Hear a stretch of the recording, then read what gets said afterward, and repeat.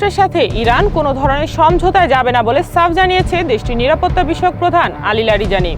সোমবার এক্স পোস্টে এই ঘোষণা দেন তিনি।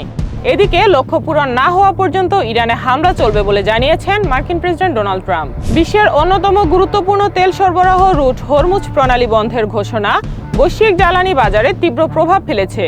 যুক্তরাষ্ট্র ইসরায়েলের সামরিক সংঘর্ষে কমপক্ষে ৩টি জাহাজের হামলার ও ইরানের সতর্কবার্তার পর ব্রেন্ট ক্রুডের দাম লাফিয়ে প্রায় $80 পৌঁছেছে। দীর্ঘ 2 দশকেরও বেশি সময় পর রণক্ষেত্রে বড়সড় ধাক্কা খেল যুক্তরাষ্ট্র।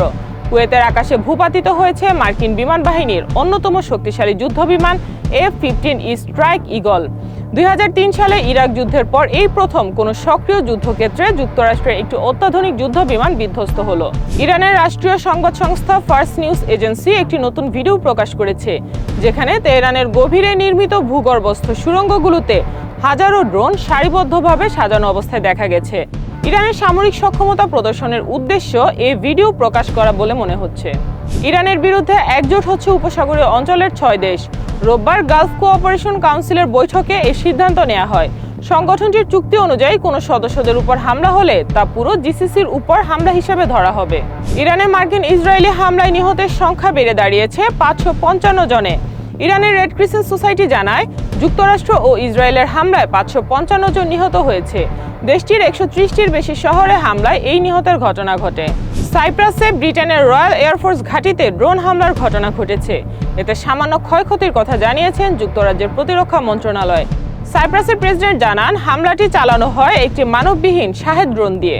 ইরান যুদ্ধের জেরে উপসাগরীয় অঞ্চলে আনুমানিক 3 লাখ মানুষ আটকে পড়েছেন বলে জানিয়েছে আল জাজিরা। তাদের সরিয়ে নেওয়ার কাজে সহায়তার জন্য যুক্তরাজ্য উদ্যোগ নিয়েছে। আকাশসীমা বন্ধ এবং এই সংঘাত চলতে থাকলে হাজার হাজার যাত্রীকে অনিশ্চয়তার মধ্যে থাকতে হবে। ইসরায়েলের কঠোর সমালোচক ও ইরানের সাবেক প্রেসিডেন্ট মাহমুদ আহমাদিনেজাদ বেঁচে আছেন বলে দাবি করেছেন তার এক সহকারী। নাম প্রকাশ না করার শর্তে তুর্কি সংবাদ মাধ্যম আনাদোলু এজেন্সিকে তিনি জানিয়েছেন, আহমাদিনেজাদের সাথে তার কথা হয়েছে। জাতিসংঘের মহাসচিব আন্তোনিও গুতেরেসে ও জাতিসংঘ নিরাপত্তা পরিষদকে চিঠি পাঠিয়েছেন ইরানের পররাষ্ট্রমন্ত্রী আব্বাস আরাকচি। চিঠিতে তিনি যুক্তরাষ্ট্র ও ইসরায়েলের হামলায় ইরানের সর্বোচ্চ নেতা আয়াতুল্লাহ আলী খামেনি নিহত হওয়ার ঘটনাকে ঘৃণ্য ও আন্তর্জাতিক আইনের লঙ্ঘন উল্লেখ করে নিন্দা জানিয়েছেন।